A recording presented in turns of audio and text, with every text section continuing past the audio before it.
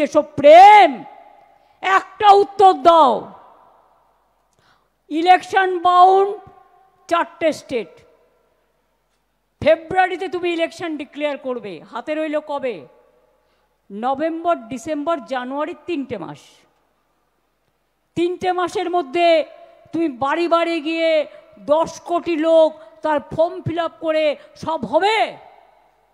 যে কাজটা 2.5 বছর 3 বছর লাগে, লোকের ধৈর্যের বাঁধ ভাঙবে না? তুমি পরে করতে আফটার ইলেকশন। কই তুমি বলছো বাংলাদেশি রোহিঙ্গা? মির্জাফর বাবু, আসাম কেন হলো না? হলে হারতেন। আসামের লোকে ভোট দিত না, ফলস ভোটে যেতেন। আমি চ্যালেঞ্জ নিয়ে বলে যাচ্ছি। ভারতবর্ষে সব জায়গাতেই এসআইআর হবে, আসামেও এসআইআর হবে।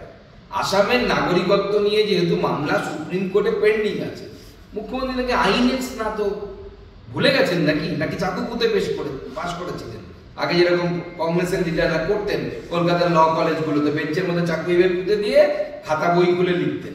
সুপ্রিম কোর্টে যখন কোনো কিছু পেন্ডিং থাকে, তখন সুপ্রিম কোর্টের স্থান হচ্ছে সবচেয়ে উপরে।